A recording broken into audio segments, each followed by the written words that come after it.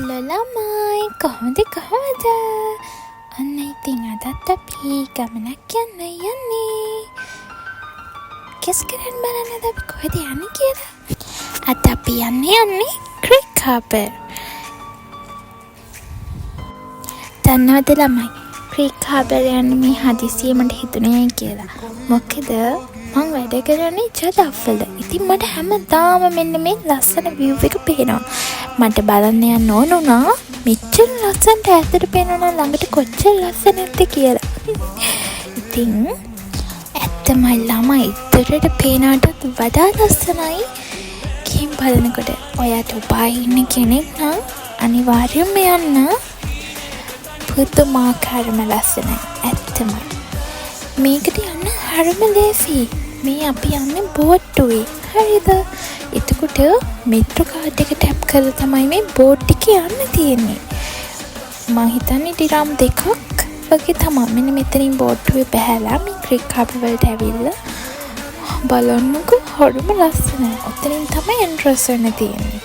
හොඳට අපි ආවි ඉරසේවේ බලනවා කියලා හවස එන්න කියලා. ඒත් ඉතින් අපිට රාමසාන සීසන් එකේ නිසා අපි හරියටම 6ට එතනට යනකොට 6ට බෝට් නවත්තනවා කියලා කිව්වා. ආය 7:00ට තමයි අපිට යන්න ඕනේ. මේ බලන්නකෝ ළමයි මාරම ලස්සනයි. මාර ලස්සන view එකක් තියෙන ඉර බහැලා යන වෙලාවට ඔයාලා යනවන හවස 4 5 අතර යන්න. මේ වෙලාවට බර්ජ් කලීෆත් එක්ක ඉර බහැලන මාරම ලස්සනට පේනවා මෙතනට. මේ බාහනක මේ වගේ එක අයිටම්ස් තියෙනවා. මේ වගේ ෆොටෝස් ලොකේෂන් මන් දෙකල් තියෙනවා. ගොඩක් අය ප්‍රී ෂූට් වගේ දේවල් කරලා තිනවා. මෙන්න මෙයා මෙතන රිංග ගන්න ගිහලා ඔළුව වද්දගත්තා. ඔබ මේ වගේ මාර ලස්සනයි. මං ඇත්තටම හිතුවේ නෑ මේ තරම් ලස්සනයි කියලා. ඔයත් ඩුබායි ඉන්න කෙනෙක් නම් අනිවාර්යෙන්ම යන්න හවස් වරුවක. මාරම ලස්සනයි. හිතටත් මාරම නිදහස්.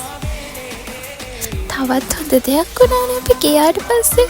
අපි මෙහෙම ඇවිදගෙන දැන් ඉස්සෙල්ලම ගිහලා අපි දන්නේ නැහනේ.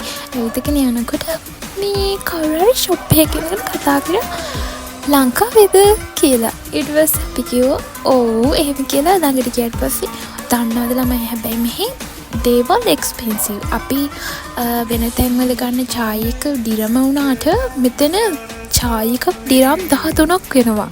ඉතින් ඒ ෂොප් එකේ හිටියේ මේ ලංකාවේ මල්ලිලා දෙන්නේ මේ ඒ ෂොප් එකේ ඒ දෙන්න විතරයි හිටියේ. ඉතින් ඒ දෙන්න අපි දෙන්නට අඬ ගහලා චායි හදලා දීලා සල්ලි ගත්තෙත් නෑ ළමයි. මාරම හොඳයි ඒ අතින්. ලාංකිකයි කියන්නේ අන්න ඒකයි නේද? ඊට පස්සේ අපි ඉතින් රෑ වෙලා නිකන් එන්නත් බෑනේ. ඊට පස්සේ අපි දෙන්න පීසා හට් එකට ගිහිල්ලා පිට්සා කාලා රෑ හැබැයි ඔන්න ළමයි ඔයාලා මතක තියාගන්න රෑ 11ට කලින් අපි බැක් වෙන්න ඕනේ. නැත්නම් අපිට ක්‍රීක් හාබර් තමයි ඉන්න වෙන්නේ. මොකද ලාස්ට් බෝට් එක තියෙන්නේ රෑ 11ට. අපි එතනින් අහලා ආව කොකටත් නැත්නම් අපි දෙන්නට ක්‍රීක් හාබර් වලම නතර වෙන්න වෙනවා. බලන්න ළමයි හරිම ලස්සනයි. ඔයාලත් අනිවාර්යෙන් යන්න. ඩුබායි ඉන්න කෙනෙක් නම් ගිහින් එන්න. බයි බයි.